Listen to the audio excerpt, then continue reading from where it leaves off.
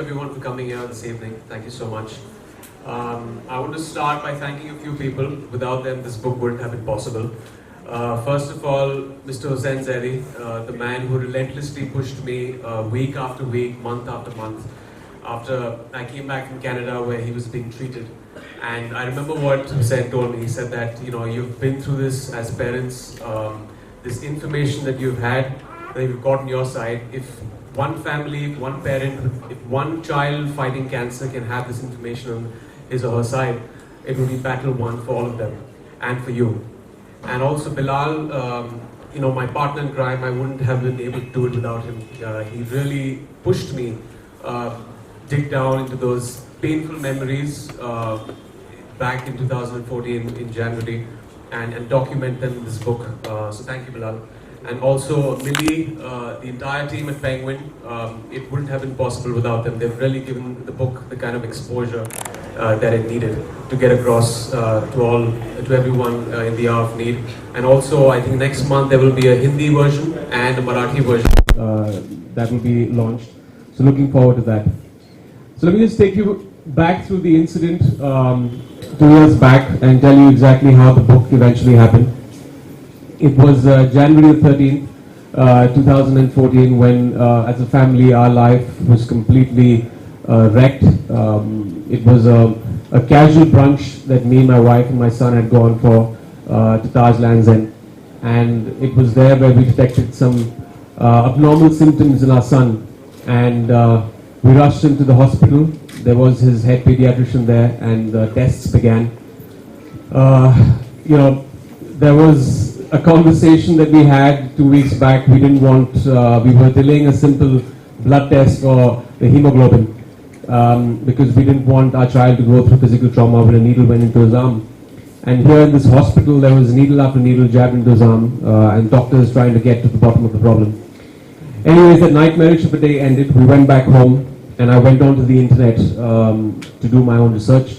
And I typed out his symptoms, and what I was confronted with on one website really tore my heart apart. It said the dreaded C word, and below that there were a list of other diseases. And I remember going to sleep that night. Before that I prayed to God and I said that please don't let this be cancer, please don't let this be cancer. But next day our worst fears manifested. His chest x-ray and his blood tests were normal, but in his sonography there was a tumor the size of a seasoned ball that was growing on top of his left kidney. And I remember seeing it on the sonography machine, this dark grey haze. For those of you who don't know what that is, that's a Wilms tumor. It's a very rare case of kidney cancer that happens to a minuscule percentage of kids. Of all pediatric cancers, roughly around 2 to 3%, and he happened to be part of that unfortunate percentage of kids. If you've had someone close to you being diagnosed with this disease, you know what the next couple of weeks, months, and possibly years are like. You're hearing things like staging, pathology, chemotherapy, remission, radiation.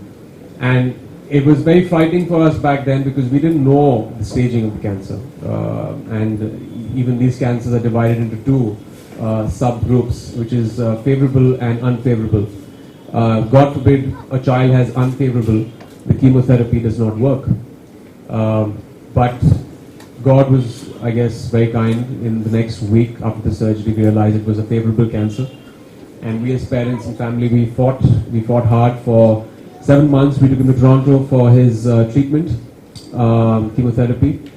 And through this entire phase, and this is how the book actually started, somewhere it started seeding in my mind, that there was this fear in me, and there's a fear that in most of cancer patients and parents, a fear that when the chemotherapy is being administered, you feel the job is being done, that something is fighting the disease. But what happens once that stops? Doctors and oncologists didn't give me the right answer. They didn't give me the answer I wanted to hear. They told me that, take the chemotherapy, fingers crossed it won't come back. Because there is recurrence in cancer, there is a 5-year survival rate. So I started doing my own research, and turned out some great information which was going to help us out was that roughly 90% of cancers were lifestyle related, and a small percentage of cancers were genetic, which means that we could have fought this, we can fight it, And there are a lot of things that come into play. There is obviously lifestyle is what, when you come to cancer, when you come to terms with why cancer happens. The air we breathe, the food we eat, the water we drink, the stress levels, all of this contributes to an abnormality in the body. And we put Ayan on a very, very good diet. He's probably the only 6-year-old who has a vegetable smoothie. I can't have it. So he really, I guess, worked his way himself to cure himself of this disease. And, it's statistically they say that roughly by 2030 there will be 4 in 5 people who will have cancer. And that's a very alarming rate for our country. That means probably everyone in this room at some point of a time with our given diets and lifestyle are candidates to get this disease. So I felt once Hussain came to me and Bilal came to me and they said that, you have to get this information out to people. And if it touches one life and gets the information to them, it will be a great accomplishment. And this is not just for cancer patients. This is for people for prevention. Because even we as a family felt that this could never happen to us. Cancer is something that happens to someone else. But I have news for you. It comes knocking on your door without a warning. And sometimes it gets very late. So I would advise everyone to go out and read this book. We have put the last 3 chapters, which are about what you can eat and what you can avoid to reduce your probability of getting this disease. Something that oncologists will not tell you. I have nothing against them. They have saved my son's life because chemotherapy was given to him. But the fact is that food does not come into their domain. It cannot be patented. So that's why pharma companies will never say, if you have curcumin, for example, it can help you fight heart disease and cancer. So all these things have been documented in this book. So I hope everyone gets to read it. And over to Bilal. I think exactly or slightly over a year ago at this very place we had launched my book, and exactly the 3 people. Today we have a little addition, and that's Ayan, because of whom this book is possible. I think Ayan serves as an inspiration to pretty much everyone out here in this room. He's so cheerful. He's just like the coolest kid you can be around.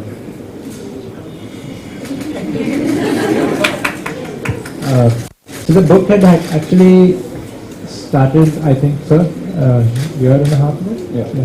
When Sir had actually met him and discussed it, and after that I think they decided that I'm fit to write the book, which was a big, it was a big opportunity for me, but it also it was a big responsibility as well, considering the fact that I had to tell the story of someone who I haven't been in, and doing that was easier than I thought it would be, because he literally he was pretty cooperative. He would tell me almost everything in detail. Even if I missed something out, he would relive that moment, and I would actually see him choking up at certain instances, because it just can't be easy having to go through all of that all over again. So I think it's a it's a great thing that he's done by getting this book out and sharing his experiences, something that not everyone will be open to speak about, but not just experiences, but also certain things he came across which he felt was needed, was imperative to document in the book. So having said that, the book is not a grim retelling of just what happened, but it's also he retraces his journey as an actor, which is pretty entertaining to read. It was entertaining for me to write as well. And I think all in all the book will inspire you and educate you, but at the same time will leave you with a smile in the end. And if that's what happens, I think you're successful at having put this book out. All those small episodes that you went through while you were writing this book, or when you were going to in US and in India? First things first, when we decided that this is going to be documented in this book, I thought it's going to be an extremely painful journey to relive all of that once again. In some ways, moments brought about feelings of nostalgia, because, like Bilal said, the film is the book is not just about the episode of cancer. It's about retracing my family and how I was in college, school, my grandmother, my father, everyone in the family. But apart from that, I think it was very therapeutic. It's like counseling, you know. There are feelings that are there. You've been through them. They're painful, but the moment you talk about them or you pen them down, it just finds some kind of closure. So I think this book really, you know, when I went through reading it at one stretch, once it was done, it again was extremely therapeutic to know that the worst is behind us, and fascinating because we as a family unit could actually get through this and we could fight this disease. And it takes me back to the first day, the hope with which we started off, where Parveen and me held back our tears because we couldn't in front of him. We had to show and we be this come from a place of strength and told ourselves that we're going to get through this and we're going to make sure nothing happens to our son. So it's just a feeling of accomplishment. Everyone felt that, my family, friends, everyone when they read the book.